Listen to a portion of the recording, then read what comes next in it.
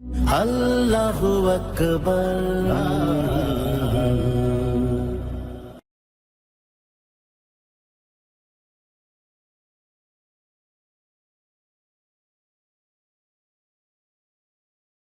জন্য ব্যারিস্টার আব্দুর রাজ্জাক।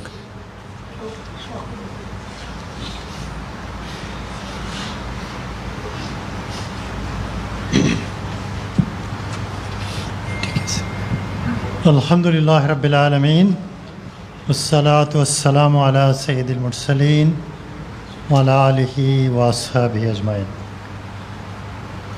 সম্মানিত সভাপতি এবং সম্মানিত মুসল্লিয়ানে কারাম, যুবক ভাইরা, আমার মুরব্বী সবাই, আসসালামু আলাইকুম ওয়া রাহমাতুল্লাহি ওয়া বারাকাতুহু। সাইদি সাহেবের সাথে আমার প্রথম পরিচয় ইংল্যান্ডে।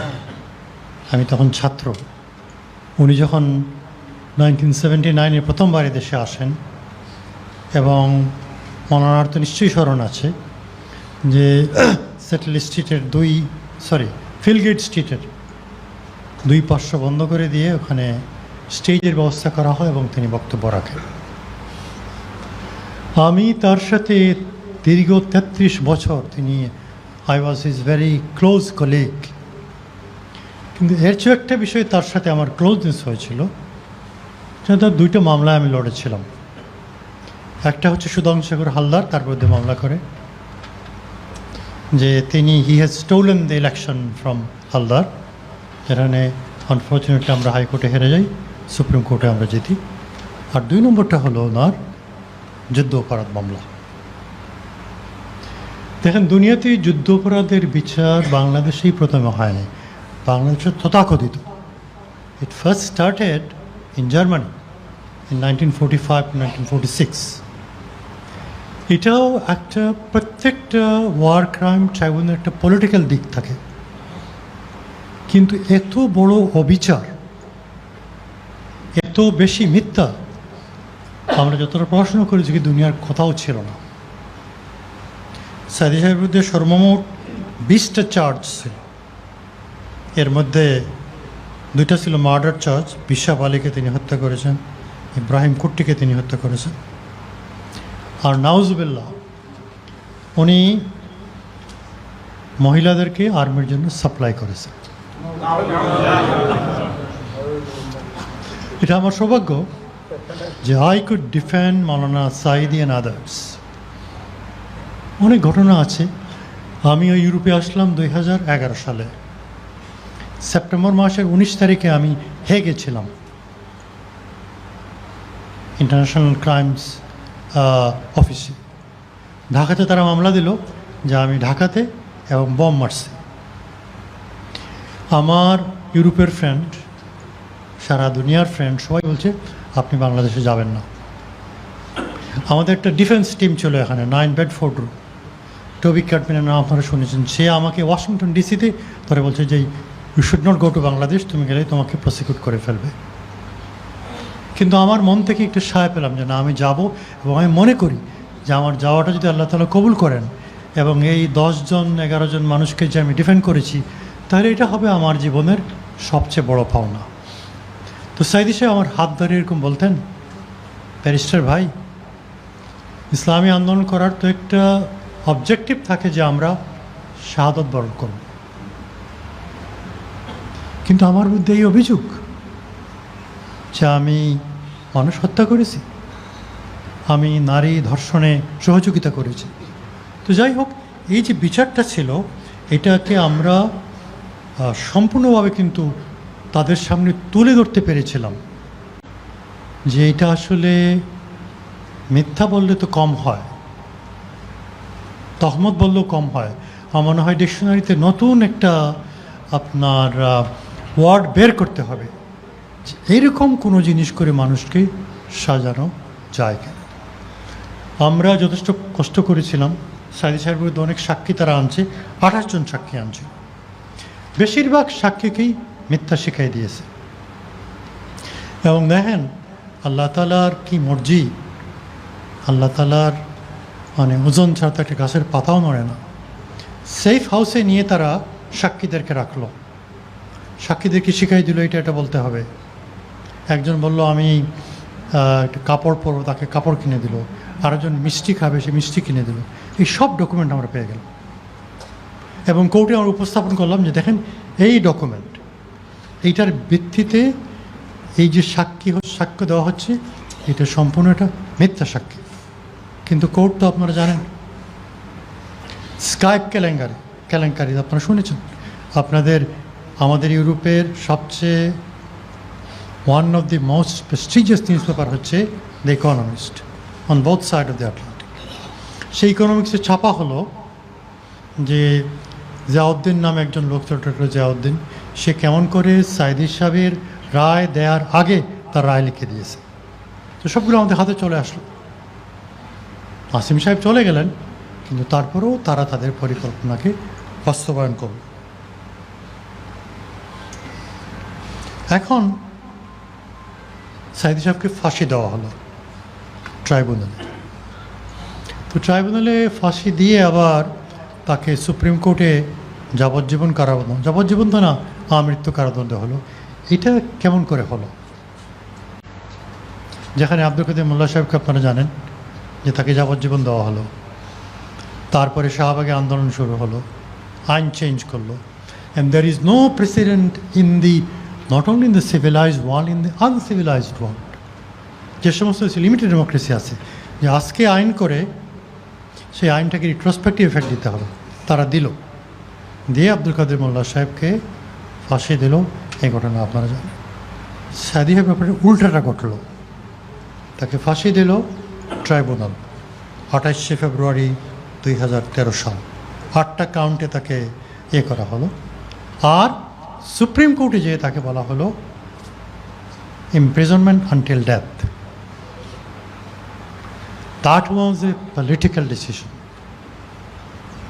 সেটা আমি it's not my opinion, it's my information. ইউরোপে আমাদের সাথে একটি দেশের একটা গোয়েন্দা সংস্থার সাক্ষাৎ হয়েছে। তো তিনি বলছিলেন যে he is a very hot potato, এত গরম যে আমরা খেয়ে গিলতে পারব না। 102 জন মানুষ তার জন্য তাকে মেরে ফেলো, তারপর প্রতিবাদ করার জন্য। তো এইরকম একজন পপুলার মানুষ ছিলেন। এবং দেখেন কী ধরনের ব্যক্তিত্ব, তার হাসিটা আপনারা দেখেছেন। ইয়া আইয়াতুহা নাফসুল মুতমাইন্না ইরজি ইলা রাব্বিকি রাদিয়াতাম মারদিয়া। মনে হচ্ছে যেন মৃত্যুর আগে তিনি হাসছেন। আর একটা মজার একটা ঘটনা ঘটছে, এটা বলে আমি বসে যাচ্ছি। এটা হচ্ছে ওনাকে যেদিন চার্জ করে 2011 সালের সেপ্টেম্বরে, আমি তখন নিউ ইয়র্কে বসে আমি সূরা ইব্রাহিম পড়তেছিলাম এবং সূরা ইব্রাহিম শেষ করছে। সূরা ইব্রাহিমের 46 নম্বর আয়াত, ওয়াকাদ মাকারু মাকরাহুম ওয়া ইনদাল্লাহি মাকরুহুম ওয়া ইন কানা মাকরুহুম লিতাজুলা মিনহুল জিবাল। তো সংক্ষিপ্ত হচ্ছে যে তারা একটা পরিকল্পনা করে, কিন্তু তাদের পরিকল্পনা এত শক্তিশালীও যদি হয় যেটা পাহাড়কে অন্য জায়গায় নিয়ে যাবে, সেটাও আল্লাহ তাআলা কন্ট্রোল করে। আশ্চর্যের ব্যাপার হল নাসিম সাহেব যখন সাইদি সাহেবকে বললেন যে এই চার্জ ফর্ম করা হলো, এই আয়াত তার মুখস্থ ছিল না। তিনি কোরআন শরীফ দেখে সেই আয়াত তেলাওয়াত করে বলছিলেন যে দেখেন আমার ভাগ্যে যা ঘটার তা ঘটবে, কিন্তু আপনারা যা করছেন তা সম্পূর্ণ মিথ্যা। তো আমি যখন ঢাকায় ফিরে গেলাম, তাকে বললাম যে আপনি যে সময় এই আয়াত শোনাচ্ছেন ট্রাইব্যুনালে, আমিও নিউ ইয়র্কে বসে বসে সেই আয়াত পড়ছিলাম। তো শেষ কথা হচ্ছে যে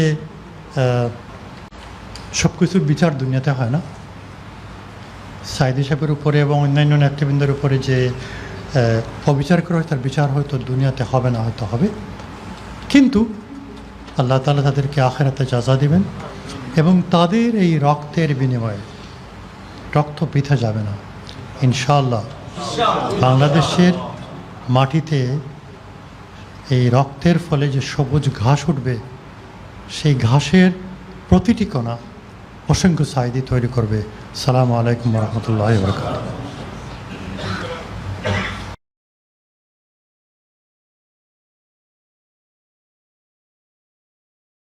তারে খুব ভালো জানি, সে যথেষ্ট, সে এরকম লোক আর হয় না।